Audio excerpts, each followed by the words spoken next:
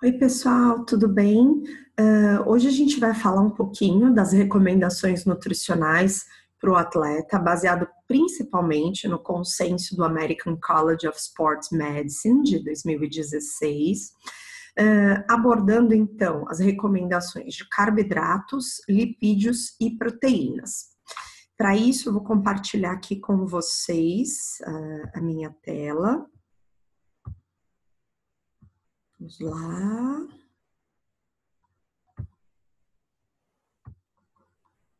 Muito bem. Então, vamos falar, né, da alimentação dos atletas, que aí tem importantíssimo aí associado ao treinamento, para que a gente consiga atingir o máximo de desempenho esportivo do nosso atleta. Então, quando a gente fala, né, da recomendação nutricional, a gente precisa considerar uma série de fatores, né? Então, o tipo de exercício predominante desse atleta, qual que é a modalidade esportiva dele, é uma modalidade predominantemente de intensidade ou de resistência? Isso a gente precisa saber. Baseado no tipo de exercício, a gente consegue levantar qual é o tipo de fibra muscular preferencialmente utilizada, que vai ter tudo a ver, né, com a via metabólica também predominante e, consequentemente, com o substrato energético mais utilizado. Então, se é uma fibra predominantemente do tipo 1, do tipo 2A, do tipo 2B, qual que é o nível de treinamento? É um indivíduo que faz algum exercício físico de maneira amadora, é um atleta de alto nível, isso a gente precisa saber. Qual que é o período e duração do treino? Então, se ele treina de manhã, se ele treina de manhã e à tarde, se são treinos de 2 horas, 3 horas, 4 horas fracionado. Um outro fator importante, que fase da competição esse atleta está. Então, ele está em competição ou não? Ele está num período de preparo, né? Tá em treinamento para uma competição que vai acontecer daqui a 3 meses. Então, se ele está na fase de competição, se é no começo, se é no início, se é durante a competição, se é no final, ou se é no período intercompetição, né? Que ele está aí com uma carga de treinamento menor, né? Apenas para manutenção aí da sua performance, tá? E aí, quando a gente considera todos esses fatores, a gente consegue, então, determinar ou prescrever um plano alimentar que atinja os objetivos desse atleta, e a partir disso a gente consegue definir se é necessária ou não uma suplementação de algum nutriente específico. Lembrando que a suplementação, ela muitas vezes vai ser necessária, principalmente quando a gente está falando de um atleta de altíssimo desempenho, cuja necessidade energética de macronutrientes e de micronutrientes é muito alta, e que se a gente for oferecer isso basicamente através da dieta, a gente tem um lado aí, uma questão que vai dificultar o próprio treinamento. Porque se o atleta tiver que ingerir 5.000, 7.000 calorias por dia, ele vai passar a maior parte do dia em digestão e absorção e não treinando, né? E aí, quando a gente fala desse tipo de atleta, a suplementação acaba sendo uma boa aliada aí do nutricionista e do atleta. Então, passando aqui, né, para o papel de cada um desses nutrientes, basicamente o carboidrato, né, a função dele é gerar energia, é a nossa primeira opção, né, de nutriente energético, e basicamente ele vai ter o intuito de manter e recuperar os estoques de glicogênio, seja o glicogênio muscular ou o glicogênio hepático. Lembrando que o glicogênio muscular, ele acaba sendo utilizado mais localmente, né? Então, para suprir a demanda energética da musculatura esquelética. Já o glicogênio hepático, ele vai ser quebrado, degradado em glicose, e essa glicose vai ser então disponibilizada através da corrente sanguínea para os outros tecidos. Então, basicamente, o estoque de carboidrato ele é fundamental, principalmente para os exercícios de intensidade, né? Os exercícios mais intensos. E o que é considerado um exercício intenso? É um exercício aí a partir de 65%, 80%, 85% do VO2 máximo, da capacidade máxima de captação de oxigênio. Esses exercícios com essa característica de captação de oxigênio são exercícios que promovem uma rápida depleção dos estoques de glicogênio. E essa depleção do glicogênio está intimamente associada à fadiga, né? E a não continuidade do processo de contração muscular. Então, é importante a gente fornecer uma quantidade de carboidrato adequada para que no início do exercício de intensidade o indivíduo tenha o seu estoque de glicogênio máximo, né? Para que a gente consiga, então, prevenir a instalação precoce dessa fadiga. Então, aqui a gente tem, né, como principais aplicações, antes e durante o exercício, o retardo da depleção de glicogênio e, consequentemente, da fadiga, né, já que se a gente não tem glicogênio, a gente não consegue formar o ATP, e aí, na ausência do ATP, a gente não tem o processo de contração muscular. E após o exercício, o carboidrato ele vai ter como principal papel repor essas reservas de glicogênio, certo? Isso tudo associado, então, a uma melhora da performance do indivíduo. Quando a gente pensa em exercícios de resistência, que são os exercícios aí de mais longa duração, basicamente a gente também está falando em fornecimento energético, porém de uma maneira mais prolongada, né?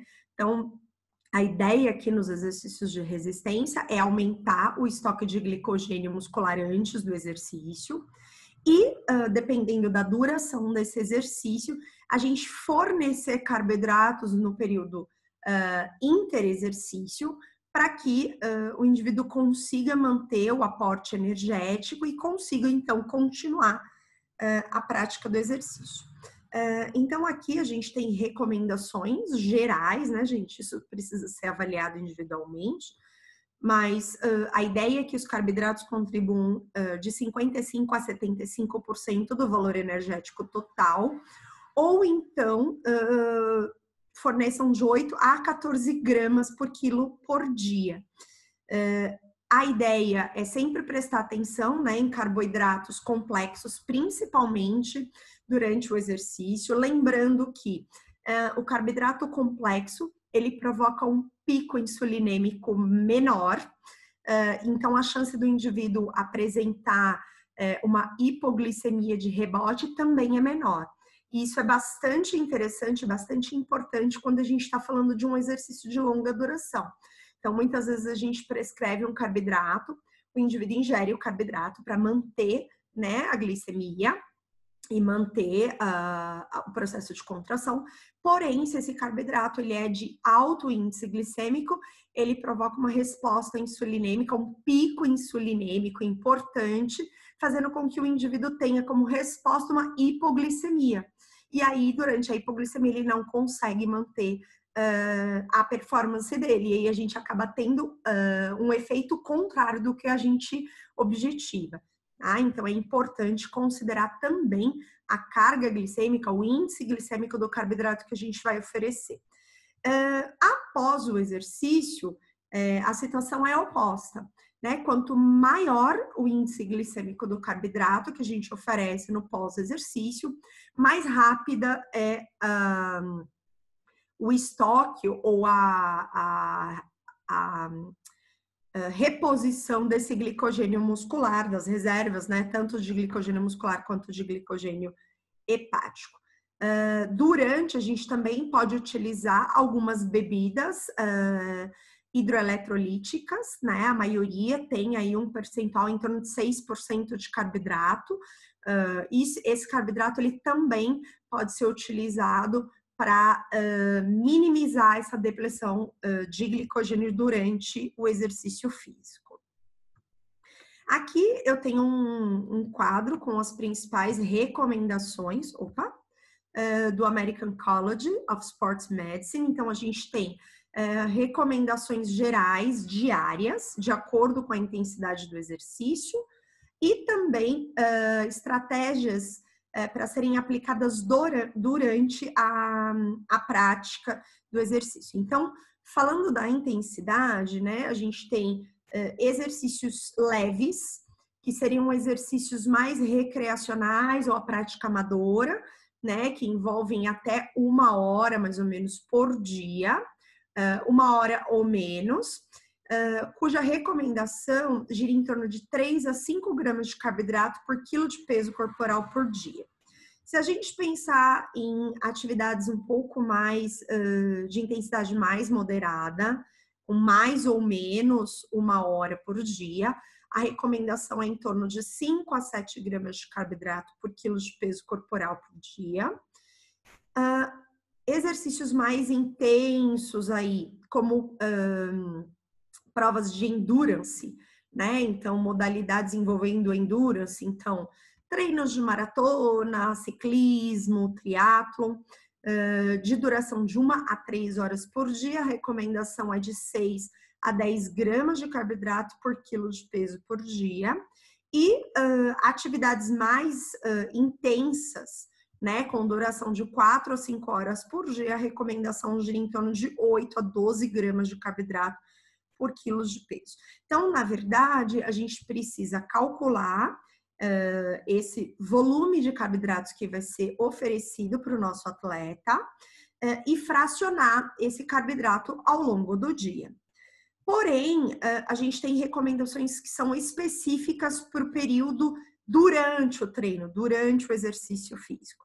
Então, durante o exercício, né, até 45 minutos não é necessário repor carboidratos, né? Então, essa é uma recomendação do American College que deve, claro, ser avaliada individualmente aí para o seu atleta. A partir de 45 até 75 minutos de exercício, o bochecho com carboidrato pode ser uma estratégia interessante.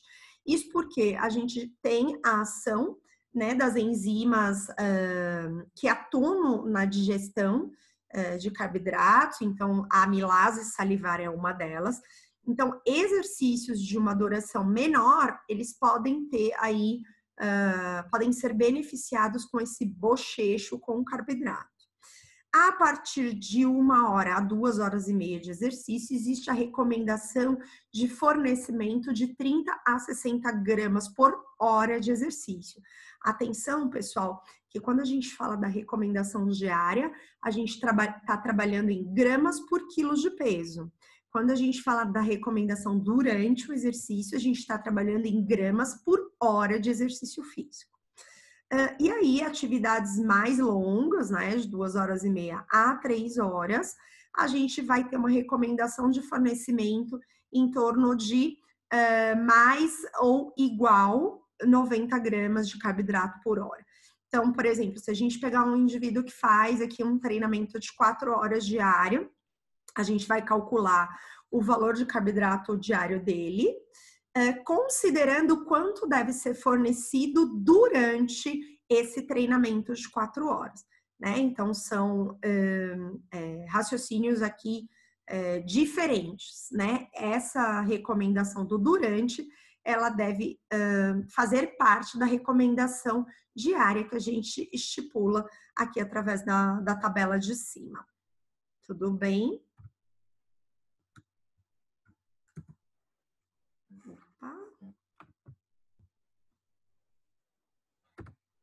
Bom, antes do exercício, se tratando também de carboidratos, o American College traz algumas possíveis estratégias de carregamento de carboidratos. O que é isso? A estratégia de carregamento de carboidrato, ela envolve uma ingestão maior de carboidratos no período prévio ao exercício físico, com o intuito de manter os estoques de glicogênio o mais altos possível, né? Ou então manter um estoque de glicogênio considerado ótimo. Então, a gente tem aqui também essa estratégia de carregamento, ela vai depender do tipo de exercício que o nosso atleta faz, tá? Então, aqui, ó, exercícios com menos de 90 minutos, a estratégia de carregamento basicamente começa 24 horas antes, né? Então, muitas vezes essas estratégias elas vão ser utilizadas principalmente num período de competição. Então, 24 horas antes dessa competição, o indivíduo vai ingerir de 5 a 7 gramas de carboidrato por quilo.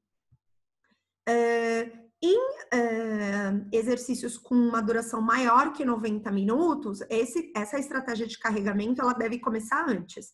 Então, de 36 a 48 horas antes do exercício, com também uma ingestão maior, de 10 a 12 gramas por quilo a cada 24 horas.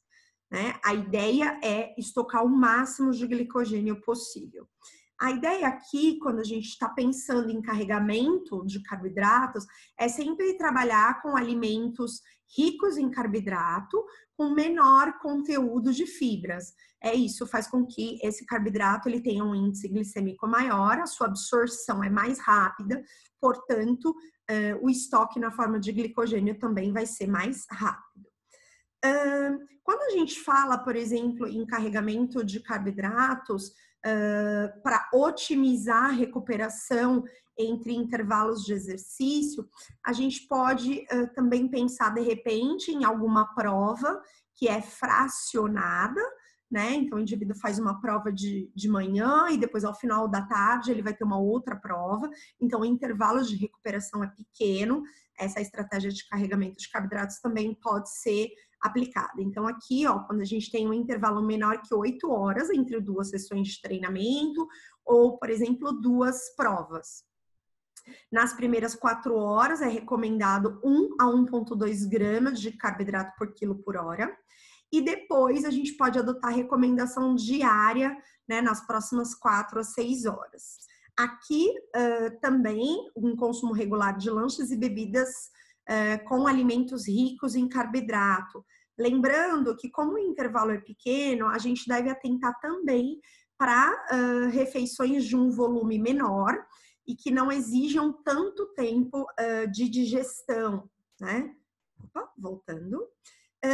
E aí a gente tem uma estratégia de carregamento aí um pouco mais próxima ao exercício físico, que seria logo antes do exercício, acima de 60 minutos. O ideal, gente, é que o carregamento ele aconteça no mínimo 1 hora antes do exercício, mas o ideal é a partir de 4 horas antes, né? Então, as estratégias, elas devem começar dias antes do treino ou da prova, mas no máximo 1 hora antes. E aí, a recomendação é 1,4 gramas de carboidrato por quilo.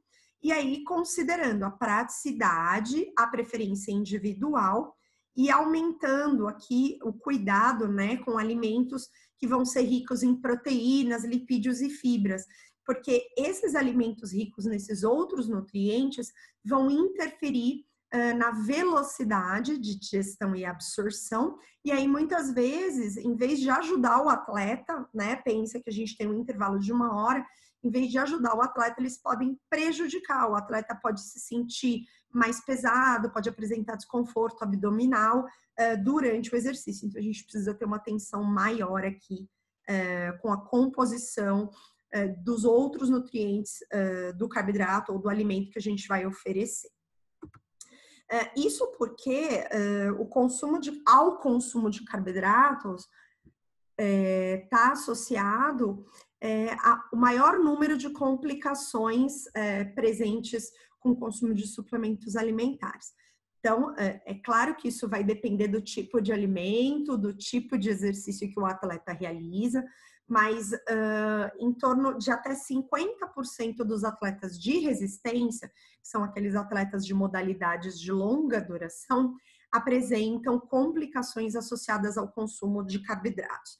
E aí, essas complicações, elas podem atingir tanto a parte superior do trato gastrointestinal, com sintomas basicamente de azia, vômito, inchaço, peso e dor de estômago, como também complicações do trato gastrointestinal inferior. que envolvem desconforto abdominal, gases e diarreia. Então, é bastante comum essas complicações dentre, principalmente os atletas de resistência. É por isso que a gente tem uma responsabilidade muito grande, tem que ter um cuidado especial, principalmente na recomendação dos carboidratos, certo? De maneira geral, né, quanto mais próximo do exercício, o mais indicado é a administração de carboidratos na forma líquida, então a prescrição das bebidas hidroeletrolíticas acaba sendo uma estratégia interessante. Exercícios aí com duração entre 60 e 90 minutos, atenção para carboidratos de índice glicêmico moderado e baixo.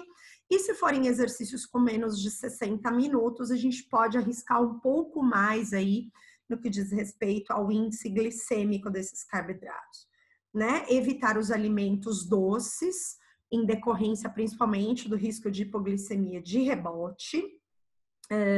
Opções além das bebidas são as barras energéticas e os sachês, né, de carboidrato em forma de gel.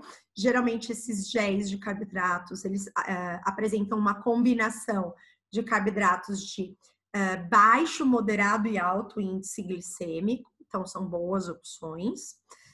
E após o exercício, a ideia é suplementar, então, esses carboidratos para que a gente tenha uma promoção da ressíntese de glicogênio mais rápido possível, né? O ideal é que esse fornecimento de carboidratos pós-exercício não ultrapasse as primeiras 4 horas, né? Já que o processo de ressíntese é maior neste período, mas ele vai acontecer, ele pode inclusive levar até 24 horas para a gente ter uma reposição completa do glicogênio hepático e muscular.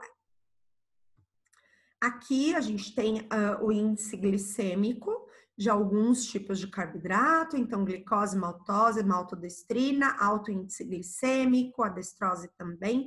A gente tem a sacarose, médio, e as opções aí de baixo índice glicêmico, principalmente eu vou chamar a atenção aqui para a isomaltose, que é um carboidrato de baixo índice glicêmico bastante utilizado aí por atletas, conhecido como palatinose. A frutose, apesar de ter um baixo índice glicêmico, ela tem um consumo limitado, inclusive em bebidas hidroeletrolíticas. A legislação permite apenas 3% de frutose, porque a frutose ela utiliza um mecanismo de absorção diferente desses outros carboidratos e ela também está associada a desconforto abdominal. Com relação, então, aos lipídios, né? Os lipídios, eles têm uma importância energética bastante grande, acaba sendo a nossa fonte energética e corporal, né? De maior significância, já que a gente não consegue estocar tanto glicogênio. Pelo contrário, os lipídios a gente consegue estocar basicamente no tecido adiposo, na forma de triglicérides. Esses lipídios, eles são essenciais, né, para a formação das nossas membranas celulares, sinalização intracelular, estão associados aí à manutenção da nossa temperatura corporal, porque exercem um papel de isolante térmico, são importantíssimos para a formação de vários hormônios, né, que são os hormônios aí esteroidais, como a testosterona, a progesterona, estrógeno, e também participam da sinalização inflamatória, já que muitos desses ácidos graxos fazem parte aí da estrutura dos mediadores ou das citocinas inflamatórias. Quando a gente pensa na utilização de lipídios, né, como fonte energética, a gente precisa pensar no tipo de exercício, né? Então, geralmente, os exercícios de resistência, que são os exercícios de maior duração, eles favorecem a maior utilização de gordura como substrato energético. Isso é uma adaptação fisiológica desses exercícios, né? Então, basicamente, quando a gente fala, por exemplo, de um maratonista, o treino, ele favorece ou ele adapta esse indivíduo a poupar glicogênio e utilizar muito mais os lipídios como fonte energética. Quando a gente fala dos lipídios, é importante também considerar não só a quantidade, mas a qualidade, que tipo de lipídio a gente vai trabalhar, mesmo porque a gente tem lipídios com uma função mais anti-inflamatória e a gente tem lipídios mais pró-inflamatórios. Então, a gente também precisa ter atenção aí quando for calcular a ingestão de lipídios do nosso atleta. Então, aqui, né, conforme eu falei para vocês, o colesterol é uma molécula precursora, então, para a síntese de vários hormônios esteroidais. Os lipídios, eles também, de maneira indireta, estão associados a uma melhora da síntese proteica e uma redução do catabolismo proteico, porque podem, através principalmente da síntese da testosterona, atuar nesses processos, né? Então, não é interessante para um atleta que a gente restrinja completamente ou restrinja demais a ingestão de lipídios por conta desses lipídios, principalmente o colesterol, atuarem na síntese de vários hormônios que participam de processos de síntese proteica, tá? Então, eles são ideais aí para que a gente mantenha a homeostase corporal, sendo recomendado em torno de 15% a 30% do valor energético total seja proveniente dos lipídios. Com relação às proteínas, né, a gente precisa lembrar que as proteínas elas têm várias funções importantes no nosso organismo, funções estruturais e que, portanto, não é indicado que elas sejam utilizadas para fornecer energia, já que a gente já tem os carboidratos e os lipídios para isso. Elas são essenciais para o processo de manutenção e síntese proteica, né? Então, a gente precisa desses processos para ter a hipertrofia muscular. E, geralmente, elas vão ter uma importância maior quando a gente fala do período de recuperação, né? Então, durante o exercício, basicamente, a gente está tendo microlesões na musculatura esquelética, principalmente nos exercícios de força. E aí, o processo de síntese proteica, ele vai ser aumentado durante o período de repouso. E essa síntese proteica, ela também vai ser estimulada principalmente pela insulina, que é o hormônio que vai ter a secreção aumentada também no processo, no período de repouso, né? Com relação às necessidades proteicas, a gente tem alguns fatores que vão interferir. Então, a genética do atleta, o tipo de exercício, a composição da dieta com relação a carboidratos e lipídios e o tipo de proteína que esse atleta vai consumir, né? A gente precisa considerar digestibilidade, valor biológico, velocidade de absorção. Lembrando, gente, que muitas vezes, se a dieta é restrita em carboidratos e lipídios, a gente pode ter um desvio das proteínas para fornecimento de energia, basicamente através do processo de gliconeogênese hepática. Então, a gente pode ter um desvio desses aminoácidos, que ao invés de participarem ou ficarem disponíveis para os processos de síntese proteica, eles vão ser desviados para geração e fornecimento de energia. Então, o que não é interessante, é por isso que é importante a gente fornecer as quantidades ideais dos 3 macronutrientes. Com relação ao estímulo à síntese proteica, né, a gente tem aí algumas considerações. Então, é normal que o processo de envelhecimento diminua esse processo de síntese proteica, né? Então, o exercício anaeróbio, o exercício de força, ele pode diminuir essa resposta fisiológica do envelhecimento, né? Fazendo com que o indivíduo perca menos massa magra, que seria observado num indivíduo em processo de envelhecimento sedentário. Mas tem outros fatores que também contribuem para esse menor estímulo à síntese proteica. Então, a quantidade de proteínas, como eu falei, a qualidade dessa proteína. A gente tem também outras alterações em decorrência do envelhecimento, como alterações de digestão e absorção, então alterações do trato gastrointestinal, modificação na secreção de ácido clorídrico e também modificações na microbiota intestinal que vão ter repercussão direta na digestão e na absorção de proteínas. Então, uma série de fatores associados ao processo de envelhecimento e à inatividade física que podem diminuir esse processo de síntese e, consequentemente, a quantidade de massa magra do indivíduo.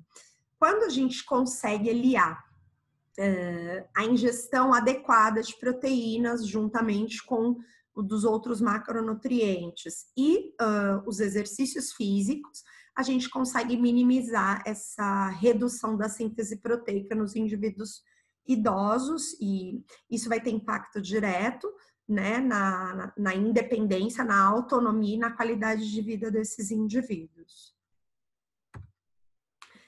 Quando a gente fala das recomendações do American College, então, indivíduos sedentários, a recomendação gira em torno de 0,8 a 1 grama por quilo de peso corporal por dia. Indivíduos ativos, principalmente quando a gente fala de exercícios mais aeróbicos, de 1,2 a 2 gramas por quilo dia. Indivíduos que têm objetivos de hipertrofia, esses valores podem chegar a 2,2 gramas por quilo por dia. E dietas aí mais associadas ao emagrecimento, geralmente existe redução de calorias provenientes de gorduras e carboidratos, e aí pode ser que a dieta ofereça em torno de 2,4 a 2,5 gramas de proteína por quilo por dia. Né? É interessante a gente atentar que o excesso de proteínas, né, quando a ingestão ela está muito além da necessidade, essas proteínas elas vão ser excretadas, né? E isso vai aumentar principalmente a excreção da ureia. Então, não adianta aumentar a ingestão proteica sem aumentar a necessidade. E, basicamente, a necessidade proteica ela vai ser aumentada a partir da prática do exercício físico, através dessas microlesões musculares que o exercício de força promove e que vão estimular lá no nosso DNA os processos de transcrição e tradução para novas proteínas, tá? Lembrando que a ingestão proteica ela também pode ser fracionada nas 24 horas, então não necessariamente o indivíduo precisa ingerir toda a proteína após exercício, né? Isso pode ser fracionado nas 24 horas. O que é interessante é que a gente tenha, né, uma manutenção do balanço da degradação e da síntese, então a gente precisa ter um equilíbrio desses dois processos. Lembrando que a hipertrofia ela não vai depender só da quantidade de proteína ingerida, mas da disponibilidade dos outros nutrientes, porque caso a gente não tenha, por exemplo, carboidrato, essa proteína ingerida ela pode ser desviada para o processo de gliconeogênese. A gente precisa de fatores hormonais, então a insulina acaba sendo um grande estimulador da síntese proteica durante o período de repouso.